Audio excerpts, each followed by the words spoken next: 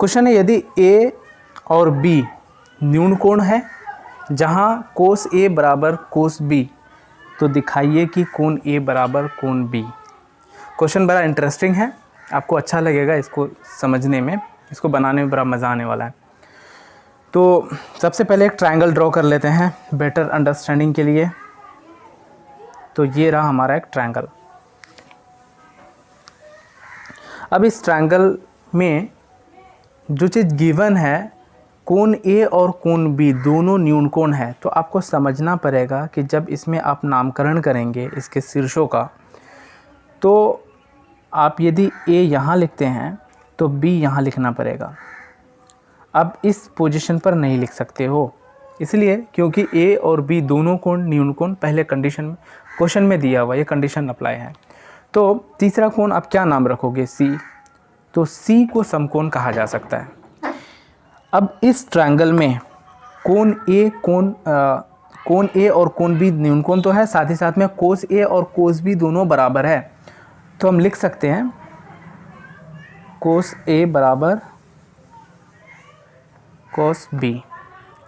अब इसमें क्या फॉर्मूला लगा दो, सीधा आंसर निकल के आ जाएगा। आंसर क्या, इसको प्रूव कर देंगे, दर्शा देंगे, आंसर तो कुछ नहीं निकलेगा इसमें, प्रूवन वाला क्वेश्चन है। तो कोस ए बराबर होता है बी बाई एच। अब एंगल ए के लिए बेस ए सी होगा, इतना तो पता ही होगा आपको। तो बी बाई एच के लिए यदि ए सी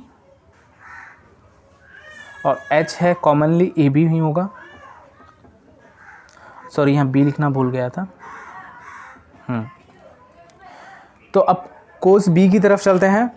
तो कोस बी के लिए कॉस का फार्मूला जो बी बाई एच होगा यहाँ भी अप्लाई होगा, लेकिन एंगल बी के लिए बेस बी सी हो जाएगा। आप तो कह सकते हैं b c by a b. अब इक्वेशंस के रूल से आप नीचे नीचे काट सकते हो, यदि अलग अलग पक्षों में है तो ए बी को यहाँ कैंसिल कर सकते हैं हम। तो हमें मिलेगा ए सी बराबर बी सी। अब मेन पॉइंट यहाँ है, अब ए सी और बी सी को देखो, आपको क्या मिलता है?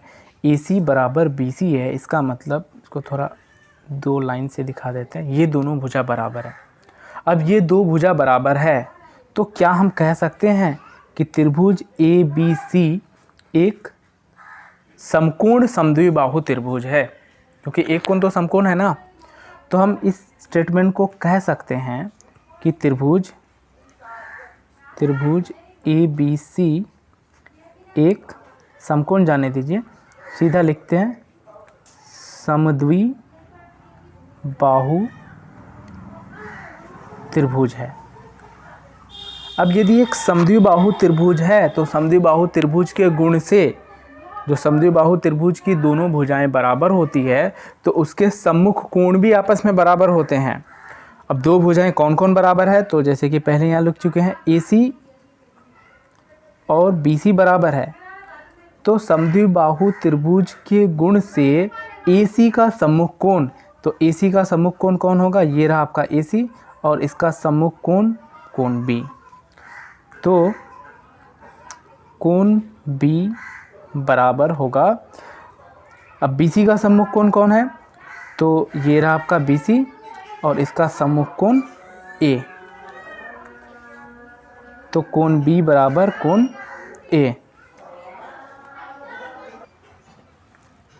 तो ये था इस क्वेश्चन का सॉल्यूशन।